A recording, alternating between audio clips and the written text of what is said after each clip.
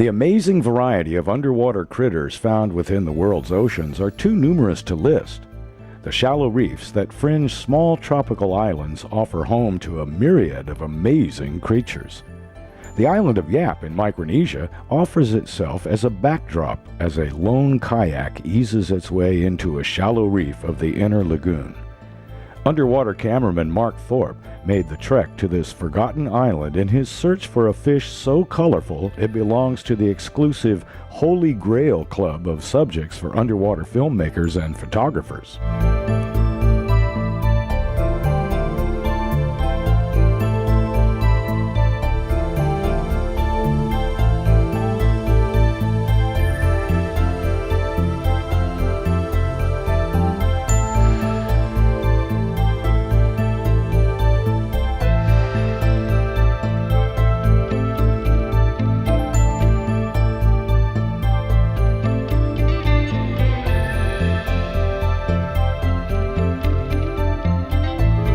The chosen environment of this enigmatic fish is likened to the surface of an unknown planet.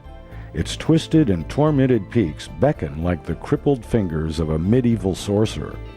Maybe this time the search for a rainbow-colored fish will be successful. In the twisted wreckage of a coral, a silhouette appears. A slightly jerking, almost nervous swimming style heralds the entrance of the long-awaited subject, a mandarinfish.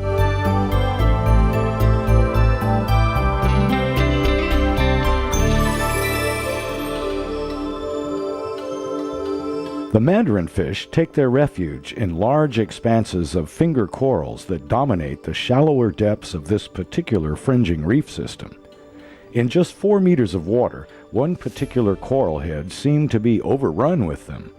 Almost overwhelmed by their sheer numbers, upwards of 15 individuals in an area measuring no more than 1 square meter, Mark settled down into the warm shallows to observe and document their behavior.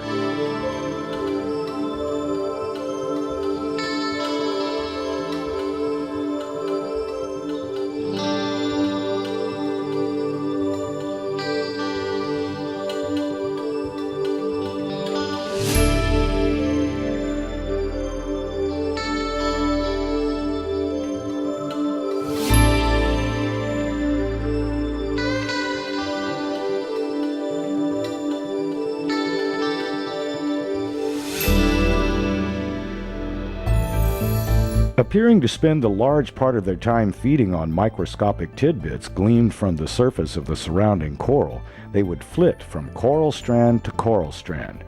Almost hummingbird-like in their movements, they scoured the surfaces for copepods, small crabs that live on the surface of the coral.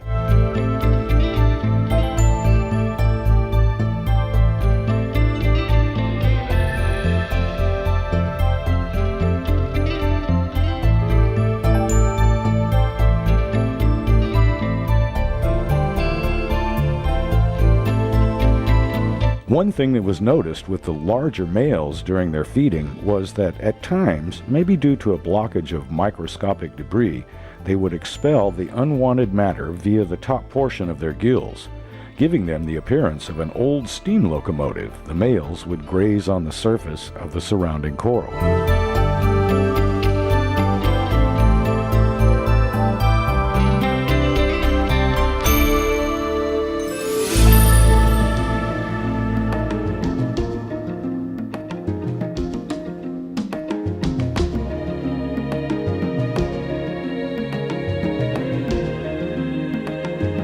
Mating was not, however, the only thing that occupied their nocturnal rituals.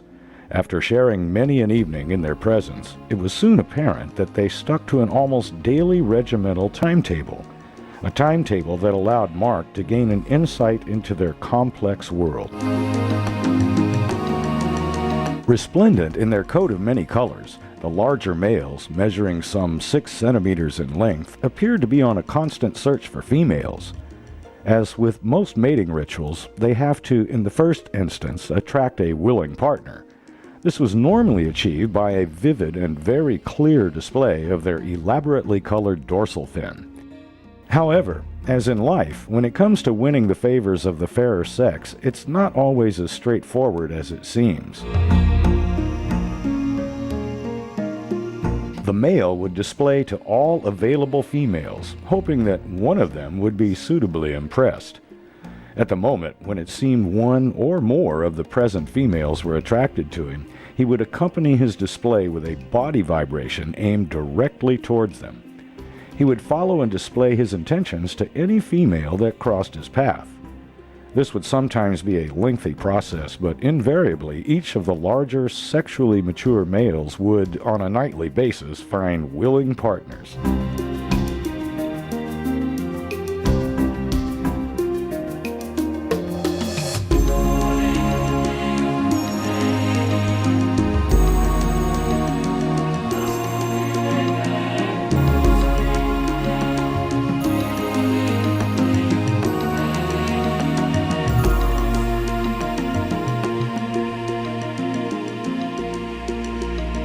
The females, if they were impressed with their suitors' advances, were witnessed offering an almost kiss of approval.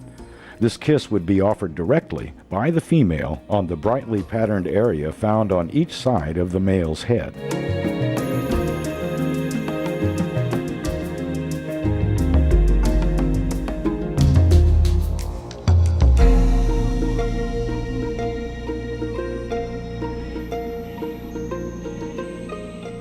Once paired, the happy couple would go on a tour of the coral head, as if to find a suitable location for their amorous intentions.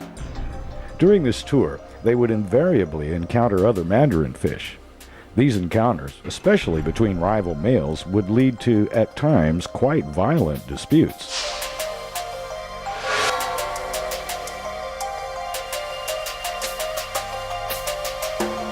The rivals would position themselves opposite each other and try to antagonize their opponent with full body displays and the body vibrations. The encounters were brief but intense, where after a short round of tail biting, the dominant male would invariably chase off his would-be aggressor.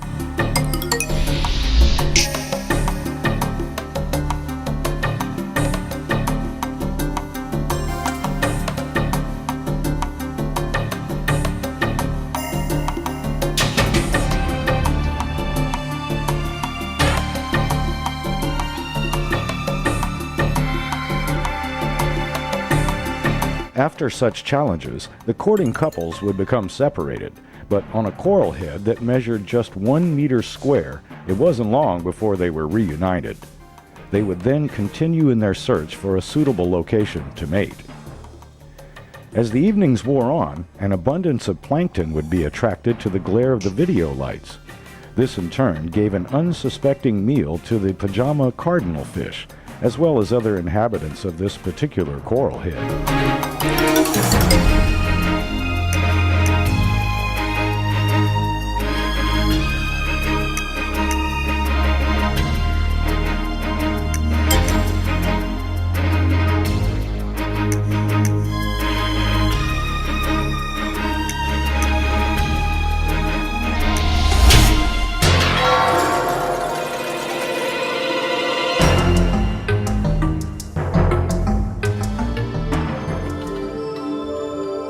The mating of the mandarinfish is almost over before it starts.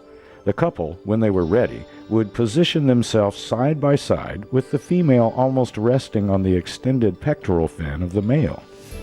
They would then spiral upwards and away from the coral head towards the open water. However, it wasn't always a straightforward affair. Sometimes the female would break off from the male and return to the coral head, where the male would then once more try to coax her back into readiness for the courtship.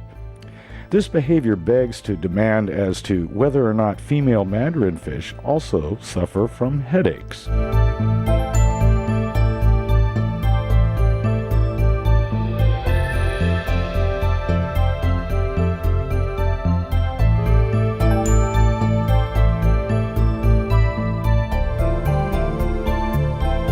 A successful pairing saw the couple spiraling to a distance of some 1 to 2 meters above the safety of the coral head.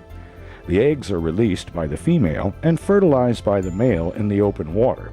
The release is immediately followed by a parting of the couple, who then descend back alone to the coral head.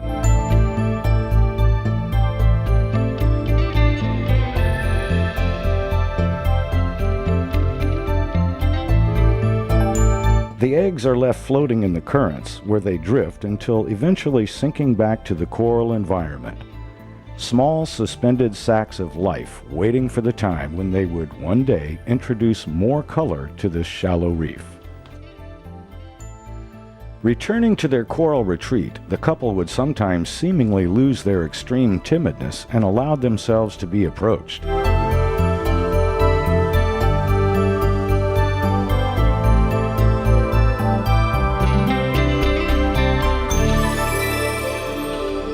Witnessing this behavior, Mark noticed that the mating took place over a very short time frame of around 15 minutes or so. The fish would then join the others on the coral head and appear to revert to their general placid nature. What was to happen next could only be described as sensational. It seemed that the mandarinfish would lose their inhibitions and engage in aerial displays that saw them embark on short trips into the open water above their respective coral heads. Looking like psychedelic UFOs against a starlit sky, they would dance in front of the camera, allowing themselves to be filmed from every angle. A truly majestic display of color and grace.